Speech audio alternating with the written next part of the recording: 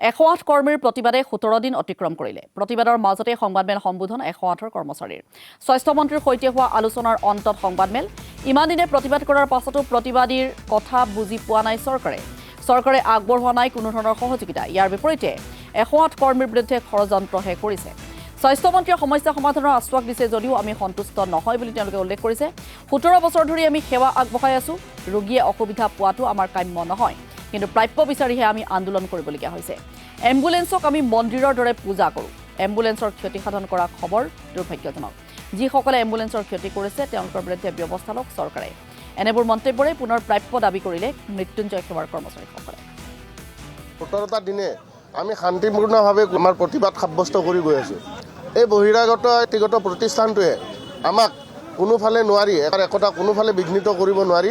কিছুমান অদৰকাৰী অভিযোগ, কিছুমান অবাঞ্ছিত অভিযোগ কিছুমান আমাৰ ওপৰত জাপি দিয়া পৰিলক্ষিত হৈছে। তেওঁলোকে তাত কৈছে যে আমাৰ কোনোবা সতীৰ্থই এম্বুলেন্সৰ ক্ষতি কৰিছে। তেওঁলোকে যিখিনি চালক এতিয়া আনিছে অপ্ৰশিক্ষিত, সেইখিনি দি গাড়ী চলাওঁতে আমি তেওঁলোকক কিবা অসুবিধা কৰিছোঁ। কিন্তু গোটেই অসমবাসী ৰাইজে দেখা পাইছে আমি সচলতে অৱস্থান কৰি আছোঁ, ইয়াৰ পৰা যোৱাই নাই।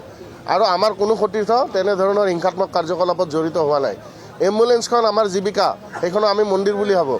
এম্বুলেন্সখন ক্ষতি কৰাৰ কথা আমাৰ কোনো সতীৰ্থই সপোনতো নাভাবে, কল্পনাও নকৰে। আৰু ৰাইজৰ সেৱা আমি বিঘ্নিত কৰিব কিয় খুজিম? ৰাইজৰ সেৱা তেওঁলোকে বিঘ্নিত কৰিছে। এতিয়াও চৰকাৰে তেওঁলোকক MPW দিছে যাতে ৰাইজে সেৱাখিনি পায়, MPW দিছে, নিজা চালকো দিছে। কিন্তু তেওঁলোকে কৰিছে কি? তেওঁলোকে সঁচাকৈ এই মানুহখিনি দি ৰাইজক সেৱা দিছে নে তেওঁলোকে কিলোমিটাৰটো ৰিচিভ কৰিছে? যোনটো কিলোমিটাৰ ৰিচিভ কৰিলে তেওঁলোকে বিলটো পাব। আপোনালোকে নিজেও দেখা পাব তেওঁলোকে গাড়ীবিলাক ঘূৰাই ফুৰিছে, অনাই বনাই এনেই ঘূৰাই ফুৰিছে।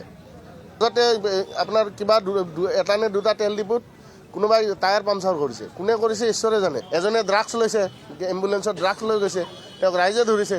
এজনে এক্সিডেণ্ট কৰিছে, ৰাইজে পিটিছে। তাতে আন্দোলন কৰি থকা ল'ৰাকেইটাক ধৰিলে কেনেকৈ হ'ব? প্ৰশিক্ষণ নোহোৱাকৈ, কোনো ধৰণৰ বিচাৰ বিবেচনা নকৰাকৈ আপোনালোকে জনস্বাস্থ্যৰ লগত খেলি পেলাই উদ্ধতালি কৰিব। 1 মিনিটত এটা এপইণ্টমেণ্ট দিব আপোনালোকে। 1 মিনিটত ইণ্টাৰভিউ চেছ, বায়'ডাটা লৈছে, এপইণ্টমেণ্ট দিছে।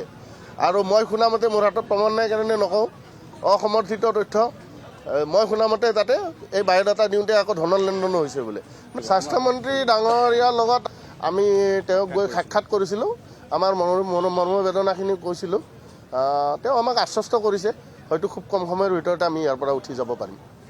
তেওঁলোকে নিজকে সংবিধানৰ ওপৰত বুলি ভাবিছে, তেওঁলোকে নিজকে শ্ৰমায়ুক্ত বুলি ভাবি লৈছে। আন্দোলনখন অবৈধ বুলি তেওঁলোকে ঘোষণা কৰি দিব পৰা হৈছে। আন্দোলনখন অবৈধ। আজি যে 4 মাহে এতিয়া আপোনালোকক কাকতি মিনতি কৰি আছিলোঁ, নটিচ দি আছিলোঁ, সেইবিলাকো অবৈধ আছিল নেকি? আপোনালোকে যে কৰি আছে, বোনাছ নিদিয়াকৈ কাম কৰাই আছে। আপোনালোকে গাড়ীখন এক্সিডেণ্ট হ'লে পাইলটজনৰ পইচা কাটে। আপোনালোকে 150 গাড়ী দিনত চলায়, ৰাতি নচলায়। আপোনালোকে নৌকা এম্বুলেন্স 5খন আছে, কাগজে কলমে 5খন চলিছে। বাস্তৱত মাজুলীত গোটেই অসমবাসীয়ে জানে এখন কাঠৰ নৌকা চলি আছে, আজিকালিও বোধহয় এখন এক্টিভ হৈছে। এইবিলাক কিন্তু বেআইনী নহয়। আমি আমাৰ প্ৰাপ্যখিনি বিচৰাটো বেআইনী। যদি চাকৰিত যোগদান কৰোঁ, আমি গোটেই 3000 সতীৰ্থই যোগদান কৰিম। আৰু তেওঁলোকে যোনটো ইনক্ৰিমেণ্ট লিখিত চুক্তি কৰিছে, ইনক্ৰিমেণ্ট দিম বুলি, তেওঁলোকে নিশ্চয় দিব লাগিব। আইন কানুনৰ উৰ্ধত কোনো হ'ব নোৱাৰে।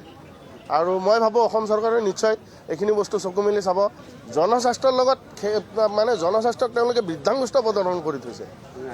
উদ্ধতালিৰ শেষ সীমাত থাকিলে তাতে কাম কৰাৰ পৰিৱেশ নোহোৱা হৈ গৈছে। আমি কাম কৰাৰ পৰিৱেশ ঘূৰাই